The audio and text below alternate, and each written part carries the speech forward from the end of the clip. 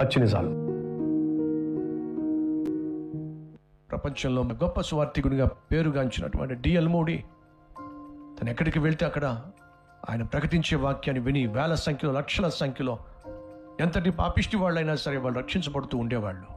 కానీ డిఎల్ మోడీ ఎన్నోసార్లు ఏడ్చాడు, కన్నీళ్లు కార్చాడు. దేనికో తెలుసా అండి? తన కుమారుడు రక్షింపబడలేదు అని చెప్పి. డిఎల్ మోడీ గొప్ప సువార్థికుడే కానీ, లోకానికి వెళ్ళి సువార్తను ప్రకటిస్తూ ఉన్నాడు కానీ, ఇంట్లో ఉన్న కొడుకు మాత్రం రక్షించబడలేదండి. ఇంట్లో ఉన్న కుమారుణ్ణి మాత్రం దేవుని సంధికి నడిపించలేకపోయాను అని చెప్పి ఎంత ఏడ్చాడో. బిల్లీ గ్రామ్ ప్రపంచ సువార్థికుడు, మహా గొప్ప సువార్థికుడు. తను సువార్తను ప్రకటిస్తూ ఉన్నప్పుడు, వాక్యాన్ని బోధిస్తున్నప్పుడు లక్షల సంఖ్యలో ప్రజలు వచ్చి వాక్యాన్ని విని రక్షించబడుతున్నప్పుడు బిల్లీ గ్రామ్ యొక్క మనసులో ఎంత వేదనో తెలుసా? ఎందుకని?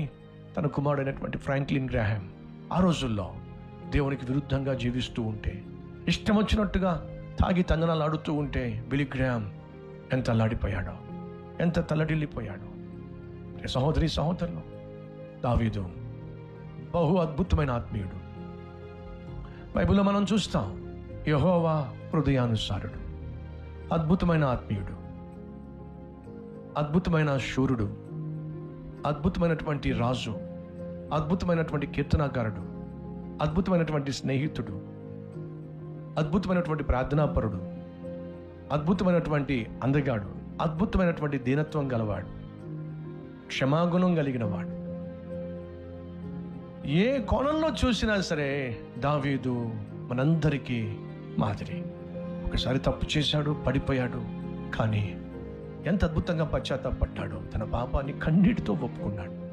మరొక విషయం తెలుసా? బత్షెబాతో తప్పు చేశాడు తప్ప ఇంకెప్పుడు కూడా మళ్ళీ ఏ స్త్రీతో వ్యభిచారము చేయలేదు. అన్ని విషయాల్లో దావీదు అద్భుతమైన వాడు. కానీ ఎక్కడ ఫెయిల్ అయ్యాడో తెలుసా మీకు?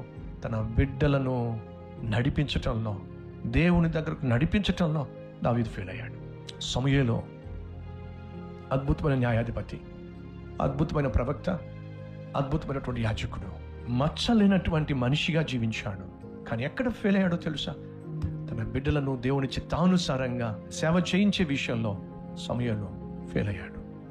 మోషే మహా గొప్ప నాయకుడు, లక్షల మందిని తన విశ్వాసంతో, దేవునితో, తనకున్నటువంటి సత్సంబంధంతో నడిపించాడు. దేవునితో ముఖాముఖిగా మాట్లాడాడు. ఎర్ర సముద్రం 2 పాయలుగా చేసిన వాడు, ఫరో మెడ వంచేసిన వాడు, బండను కొడితే నీళ్లు తెప్పించిన వాడు, దేవుని సహాయంతో, సహకారంతో. మోషేకి 2 కుమారులు ఉన్నారు. మీకు ఎవరికైనా తెలుసా అండి ఆ కుమారులు ఏమైపోయారో? ఎవరికైనా తెలుసా ఆ కుమారులు ఏమైపోయారో? వాళ్ళ వంశం ఏమైపోయిందో?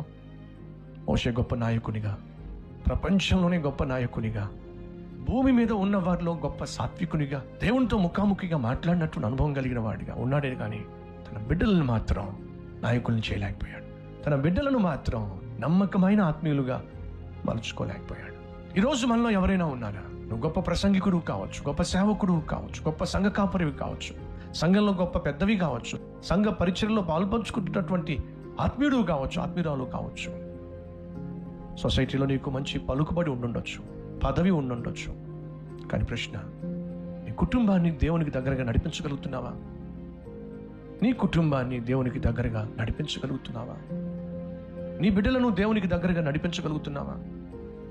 నీ భార్యను, నీ కుమార్తెలను, నీ కుమారులను దేవునికి దగ్గరగా నడిపించగలుగుతున్నావా? ఎంతమంది ఈరోజు ఏడుస్తున్నారు? ఆ పెద్దోడు చెడిపోయాడండి, ఆ చిన్నోడు పాడైపోయాడండి, మా అమ్మ ఇష్టానుసారంగా జీవిస్తుందండి, నా భార్య నా మాట వింటలేదండి, నా భర్త త్రాగుబోతండి, తిరుగుబోతండి. ఈరోజు ఇంట్లో 3 లేక 4 లేక 5 ఉంటే ఆ 3, 4, 5 ఎవరి దారి వాళ్ళది, ఎవరి విశ్వాసం వాళ్ళది, ఎవరి సంఘం వాళ్ళది, ఎవరి ప్రార్థన వాళ్ళది. కలిసి ప్రార్థించే కుటుంబాలు ఎన్నున్నాయి? కలిసి సంఘానికి వెళ్ళేటటువంటి కుటుంబాలు, ఒకే సంఘానికి వెళ్ళేటటువంటి కుటుంబాలు ఎన్నున్నాయి? ఎంతోమంది అంటూ ఉంటారు, నా భార్య వేరే సంఘానికి వెళ్తుందండి, నేను వేరే సంఘానికి వెళ్తానండి, నా పిల్లలు మరొక సంఘానికి వెళ్తారండి. కనీసం దేవుని సన్నిధికి వచ్చి ఆరాధించే విషయంలో కూడా ఐక్యత లేదే. ఇంటిలో కలిసి ప్రార్థించే విషయంలో భార్య, భర్త, పిల్లలు కలిసి ప్రార్థించేటటువంటి సఖ్యత లేదే. సహోదరి సహోదరుడా, ఈరోజు నేను మాట్లాడుతున్నప్పుడు బ్రదర్ మీరు మా గురించే మాట్లాడుతున్నారు, మా కుటుంబం గురించే మాట్లాడుతున్నారు అని మీరు భావిస్తున్నట్లయితే, మీకు అనిపిస్తున్నట్లయితే సరిచేసుకుందాం, చక్కబెట్టుకుందాం. నోవహు తాను దేవుడితో నడవడమే కాదండి, తన 3 కుమారులను, తన 3 కోడండలను, తన సాటి అయిన సహాయనైన భార్యను దేవుని చెంతకు నడిపించాడు. తాను పరిశుద్ధంగా జీవించడమే కాకుండా తన కుటుంబం కూడా పరిశుద్ధంగా జీవించే విధంగా నడిపించాడు. అద్భుతం, అద్భుతం. ఇట్టి కృప ప్రతి ఇంటి యజమానికి ఉంటే ఎంత బాగుంటుంది.